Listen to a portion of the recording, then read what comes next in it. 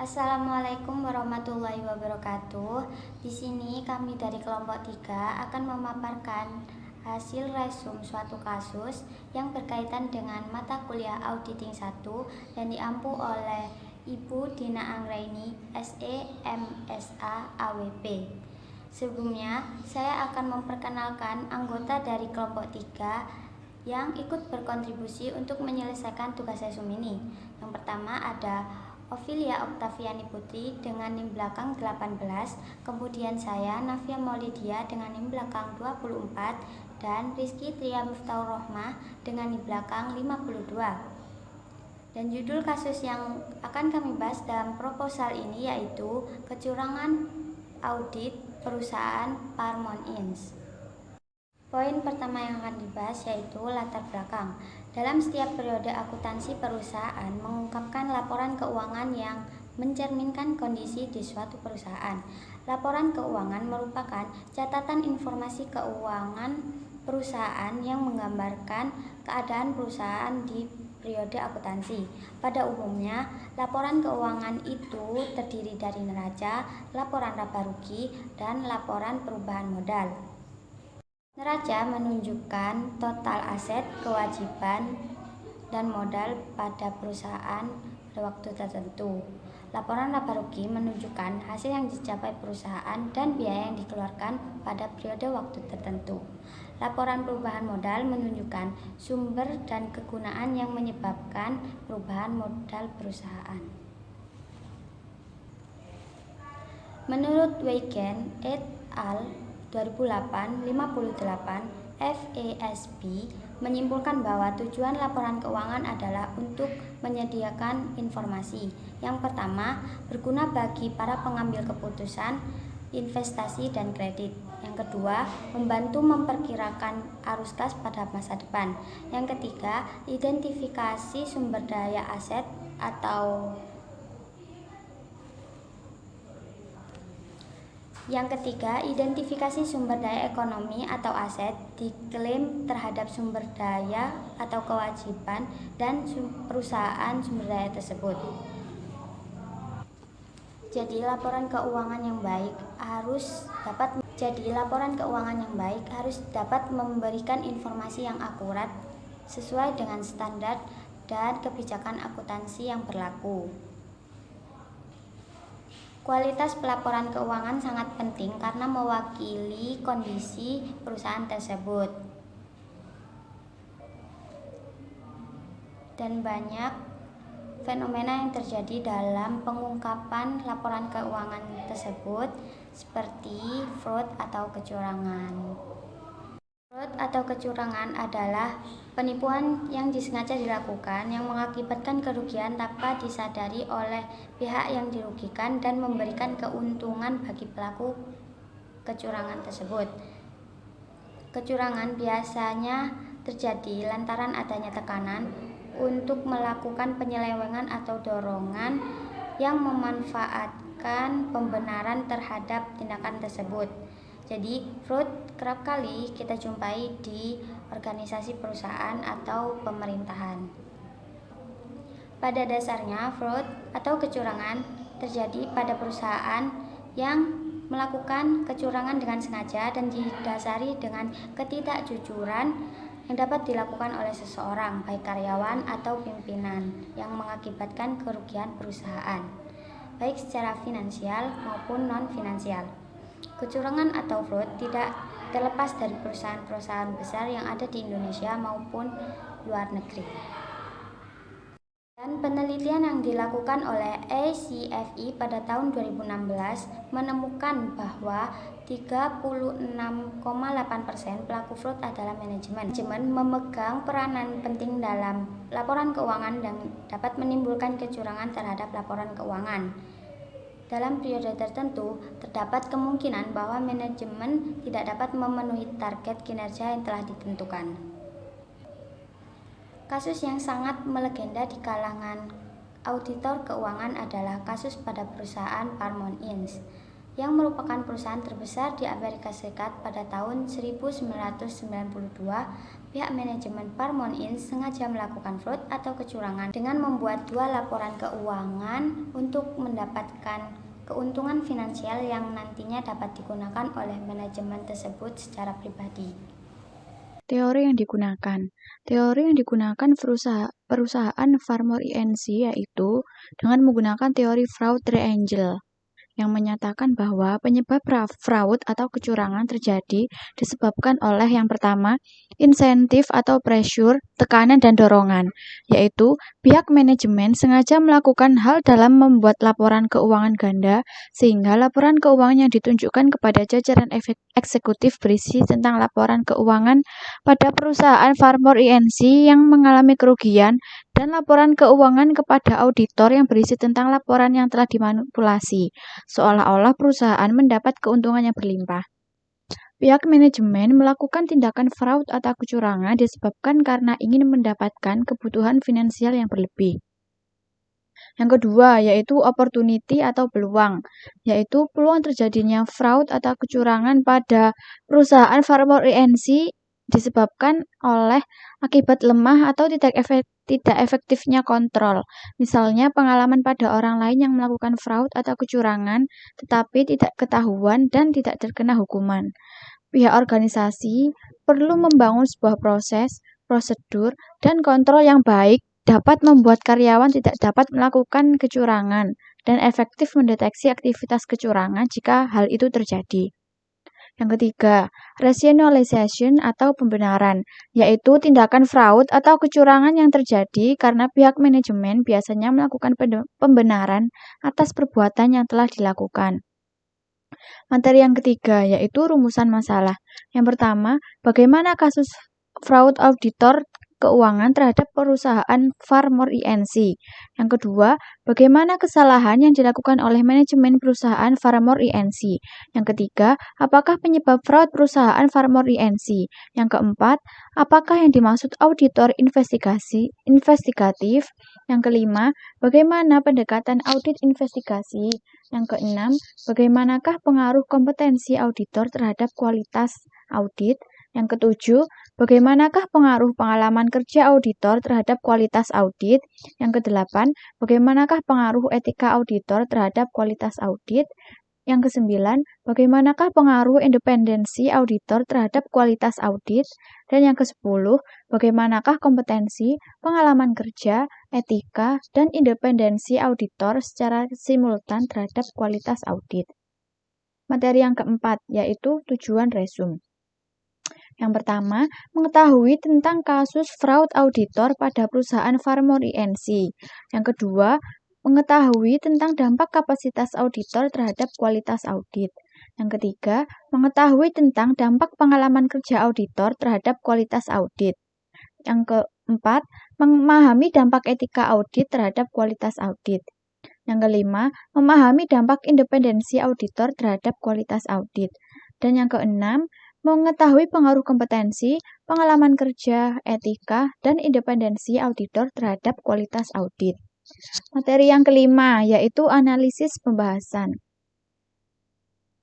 Sebagai contoh kecurangan yang legendaris di kalangan auditor, yaitu Farmor Inc., yang dengan sengaja melakukan penipuan untuk mendapatkan keuntungan yang finansial yang akhirnya masuk ke kantong pribadi mereka. Nah, Farmor Inc. sendiri berdiri di Amerika Serikat pada Agustus tahun 1992. Farmor Inc. memiliki 300 cabang utama di seluruh negara bagian dan mempekerjakan 23.000 orang.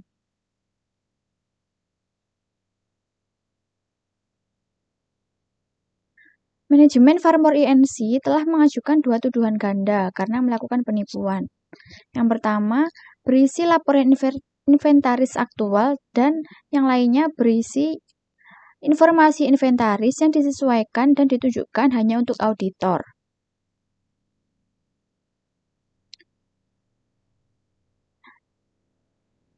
Dalam pembuatan laporan tersebut, manajemen Farmor sengaja merekrut staf dari akuntan bersertifikat KAP Cooper and Lybrand. Karyawan ini kemudian dipromosikan menjadi wakil presiden keuangan dan manajemen, dan kemudian menjadi terlibat secara aktif dalam penipuan.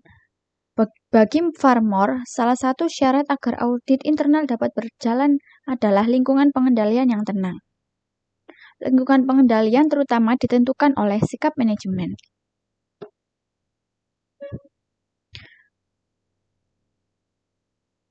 Manajemen Farmore belum menunjukkan sikap yang baik. Manajemen kemudian merekrut seorang akuntan dari KAP Cooper dan Lybrand untuk terlibat dalam penipuan tersebut. Langkah ini bukan tanpa perencanaan yang matang. Menurut teori ini, penyebab kecurangan dapat ditelusuri ke dalam 3 sumber: insentif atau tekanan, peluang, dan rasionalisasi atau sikap. Insentif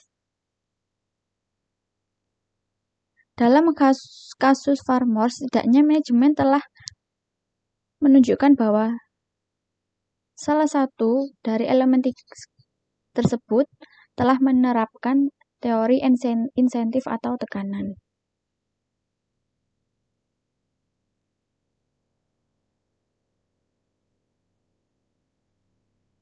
Dari kasus tersebut dijelaskan adanya kecurangan yang dilakukan oleh Farmore dengan sengaja untuk keuntungan finansial dan keterlibatan auditor dalam menutupi kecurangan tersebut.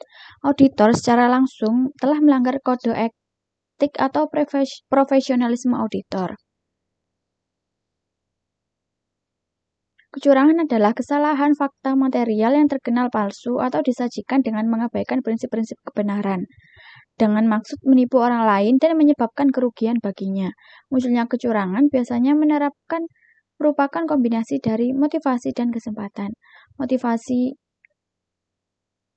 dapat berasal dari kebutuhan dan peluang yang muncul dari lemahnya pengendalian internal oleh lingkungan yang memberikan peluang terjadinya kecurangan. Semakin besar kebutuhan ekonomi seseorang dalam lingkungan pengendalian yang lemah, maka semakin besar pula motivasi untuk melakukan kecurangan. Oleh karena itu, 3 unsur yang terkandung dalam fraud, yaitu yang pertama, niat atau kesengajaan, yang kedua, tindakan tidak jujur, dan yang ketiga, keuntungan merugikan orang lain. Audit investigasi adalah pemeriksaan menyeluruh atas fakta-fakta untuk menentukan apakah suatu pelanggaran pidana, perdata, atau disiplin telah terjadi. Intinya, audit investigatif itu mencari kebenaran ada tindakan kecurangan. Dalam audit investigasi, auditor memulai audit dengan kecurangan atau indikasi kemungkinan penipuan dan kejahatan yang akan diidentifikasi dan terungkap dalam audit mendatang. Kondisi ini misalnya akan mempengaruhi siapa yang akan diwawancarai terlebih dahulu atau dokumen apa yang harus mereka miliki dalam tinjauan pendahuluan. Jika diizinkan, auditor dapat menggunakan prosedur dan teknik yang biasa digunakan dalam proses investigasi. Audit investigasi harus dilakukan oleh orang yang memiliki pengalaman dan keahlian dalam melakukan audit investigasi. Auditor yang tidak memiliki pengalaman atau keahlian harus menerima nasihat dari auditor lain yang memiliki pengalaman dan keahlian dalam audit investigasi. Auditor wajib juga harus memiliki pengetahuan yang cukup tentang hal-hal yang akan diaudit, khususnya yang berkaitan dengan peraturan yang berlaku dan proses bisnis yang berkaitan dengan hal-hal yang akan diaudit, serta ketentuan hukum yang berkaitan dengan pengungkapan pelanggaran seperti hukum acara pidana atau KUHP. Pendekatan audit investigasi seperti halnya investigasi dan investigatif. Audit investigasi dapat dilakukan secara efektif atau proaktif. Investigasi harus dilakukan oleh orang yang memiliki pengalaman dan keahlian dalam melakukan audit investigasi. Auditor yang tidak memiliki pengalaman atau keahlian harus menerima nasihat dari auditor lain yang memiliki pengalaman dan keahlian dalam audit investigatif. Auditor wajib juga harus memiliki pengetahuan yang cukup tentang hal-hal yang akan diaudit, khususnya yang berkaitan dengan peraturan yang berlaku dan proses bisnis yang berkaitan dengan hal-hal yang akan diaudit, serta ketentuan hukum yang berkaitan dengan pengungkapan pelanggaran seperti hukum acara pidana atau KUHP. pendekatan audit investigasi, seperti halnya investigasi dan investigatif. Audit investigasi dapat dilakukan secara reaktif atau proaktif. Reagen, review investigatif dikatakan reaktif jika auditor melakukan review setelah menerima atau memperoleh informasi dari orang lain tentang kemungkinan kecurangan dan kejahatan. Audit investigasi reaktif biasanya dilakukan setelah auditor menerima atau memperoleh informasi dari berbagai sumber informasi seperti auditor lain yang melakukan audit reguler, mengikuti pengaduan dari publik, atau mengikuti permintaan penegak hukum karena sifatnya yang reaktif. Auditor tidak akan melaksanakan audit jika informasi tentang dugaan atau indikasi kecurangan dan kejahatan tidak tersedia. Proaktif. Tinjauan investigasi dianggap proaktif jika auditor secara aktif mengumpulkan informasi dan menganalisis informasi untuk mengidentifikasi kemungkinan penipuan dan kejahatan sebelum melakukan audit investigasi. Auditor secara aktif meneliti, mengumpulkan informasi, dan menganalisis informasi yang diperoleh untuk menemukan kemungkinan terjadinya kecurangan dan kejahatan. Tindakan proaktif harus diambil. Kualitas audit berdasarkan standar profesional akuntan publik (SPAP) mengatakan bahwa audit yang dilakukan auditor dikatakan berkualitas apabila memenuhi baku auditing dan baku pengendalian mutu. Agusti dan kawan-kawan 2013. Kompetensi auditor merupakan kualifikasi yang diperlukan sang auditor buat melaksanakan audit, menggunakan dan melakukan audit. Seorang auditor wajib mempunyai mutu personal yang baik, pengetahuan yang memadai, dan keahlian spesifik pada bidangnya. Pengalaman sangat penting dalam konteks komitmen auditor untuk kewajiban untuk memenuhi standar auditing. Mengetahui tentang auditor dimulai dengan pendidikan formal yang selanjutnya dapat diperluas oleh pengalaman-pengalaman dalam hal praktek audit. Penelitian Alim dan kawan-kawan 2007 menyatakan bahwa meningkatkan kompetensi yang dimiliki sang auditor, maka akan semakin baik pula kualitas audit yang dihasilkan. Pengalaman audit merupakan pengalaman auditor pada melakukan laporan keuangan baik menurut segi lamanya ketika juga banyaknya penugasan yang pernah ditangani. Suraida 2005. Pengalaman pula menaruh pengaruh dalam setiap keputusan yang diambil pada aplikasi audit. Sebagai akibatnya, dibutuhkan setiap keputusan yang diambil adalah keputusan yang tepat. Hal tadi menandakan bahwa semakin usang masa kerja yang dimiliki auditor, maka auditor akan semakin baik juga kualitas audit yang dihasilkan. Alim dan kawan-kawan 2007. Menurut Heri 2006, auditor perlu lebih banyak dalam mengambil keputusan dari pertimbangan rasional berdasarkan etika yang berlaku dan pemahaman keputusan yang adil, dan tindakan yang diambil harus mencerminkan kebenaran dan situasi yang sebenarnya. Oleh karena itu, untuk mengukur tingkat pemahaman auditor atas pelaksanaan etika yang berlaku dan setiap keputusan yang dilakukan memerlukan suatu ukuran. Setiap pertimbangan yang rasional ini adalah pertimbangan yang diharapkan dapat mengungkapkan kebenaran dari keputusan etis yang telah dibuat oleh. Karena itu, untuk mengukur tingkat pemahaman auditor atas pelaksanaan etika yang berlaku dan setiap keputusan yang dilakukan memerlukan suatu ukuran.